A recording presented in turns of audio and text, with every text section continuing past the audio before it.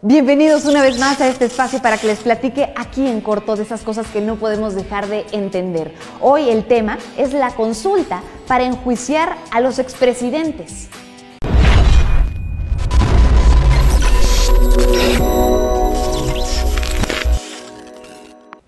El próximo 1 de agosto se va a llevar a cabo la consulta promovida por el presidente para enjuiciar a sus antecesores vivos, con excepción de Luis Echeverría. Este tema lo traía desde su campaña y ya en el poder había decidido dejarlo por la paz, pero por razones que solamente él conoce, decidió revivirlo. Intimidada esta solicitud de consulta, el presidente pidió que fuera la ciudadanía que hiciera el trámite ante el Congreso.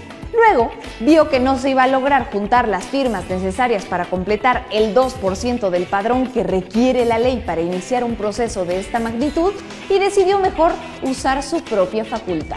Mandó directo al Senado el escrito en donde solicita que se lleve a cabo la consulta popular para enjuiciar a los expresidentes desde 1988 hasta 2018. Así propuso que esta se llevara a cabo el pasado 6 de junio. Además, quería empatarla con el proceso electoral de ese día. Además, planteó la pregunta que se haría a los ciudadanos que él mismo redactó junto al consejero jurídico de la presidencia, Julio Scherer. Punto número 2. La Suprema Corte entra en acción. Según la ley, la constitucionalidad de la consulta y la pregunta deben de ser aprobadas por la Suprema Corte de Justicia de la Nación. En una muy cerrada votación de 6 contra 5 ministros, ganó el sí al ejercicio. Los que votaron en contra argumentaron que viola los derechos humanos de los expresidentes y la propia ley dice que estos no son objeto de consulta. Esto no importó en los ministros que votaron a favor. Incluso consideraron que la consulta no impacta negativamente en la institucionalidad del país. Caso curioso, el del ministro Alberto Pérez Dayán, que votó a favor, pero la consideró un ejercicio ocioso e innecesario. Además, se estableció que la consulta debía realizarse el primer domingo de agosto, como marca la ley, y no el 6 de junio, como el presidente había propuesto. Punto número 3. La pregunta.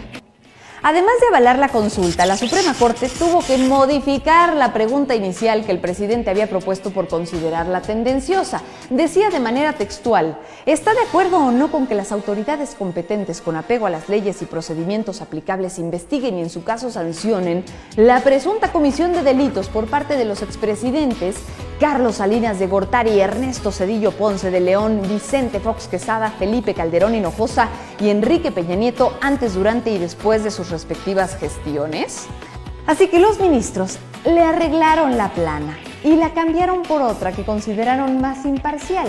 Ahora la pregunta será: ¿estás de acuerdo o no en que se lleven a cabo las acciones pertinentes con apego al marco constitucional y legal para emprender un proceso de esclarecimiento de las decisiones políticas tomadas en los años pasados por los actores políticos encaminado a garantizar la justicia y los derechos de las posibles víctimas?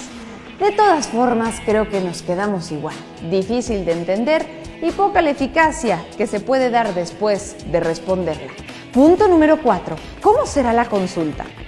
Bueno, este proceso, que difícilmente tendrá un resultado claro, será llevado a cabo por el INE. Ellos van a ser los encargados de hacer la consulta. En un principio costaría la friolera de 1.500 millones de pesos. Luego se redujeron a 890 para quedar finalmente en 528 millones de pesos. Se van a instalar alrededor de 50,000 casillas y, como en las elecciones pasadas, se deberá cumplir los protocolos sanitarios. Punto número 5. Promociona la consulta. Como es necesario que asistamos por lo menos el 40% de la población para que este ejercicio sea válido, hay una urgencia de que más ciudadanos vayan a la consulta. Así que Mario Delgado le pidió al INE permiso para que sea la militancia de Morena la que esté haciendo la promoción de la consulta. El presidente además considera que la falta de toda esta promoción es una maniobra del INE y los conservadores para que la gente no vaya.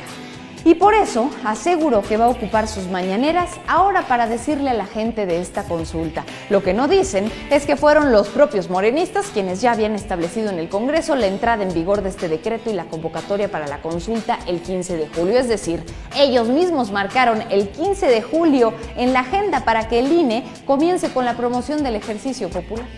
Y como conclusión, lo más importante para que la consulta sea vinculatoria, es decir, que lo que se decida en ella pueda aplicarse, debería de participar por lo menos el 40% del padrón electoral. Pero la cuestión es, ¿Para qué hacer una consulta? ¿Para qué gastar 528 millones de pesos si los expresidentes hubieran cometido algún delito?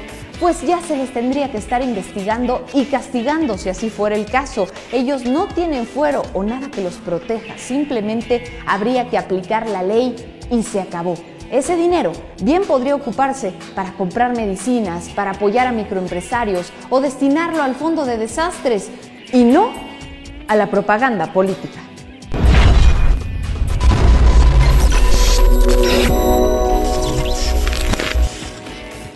No me voy de aquí sin invitarlos a que se suscriban, a que nos sigan en todas nuestras redes de Milenio. Yo prometo estar entregándoles por ahí información de su interés constantemente, así que nos vemos por aquí. A la próxima.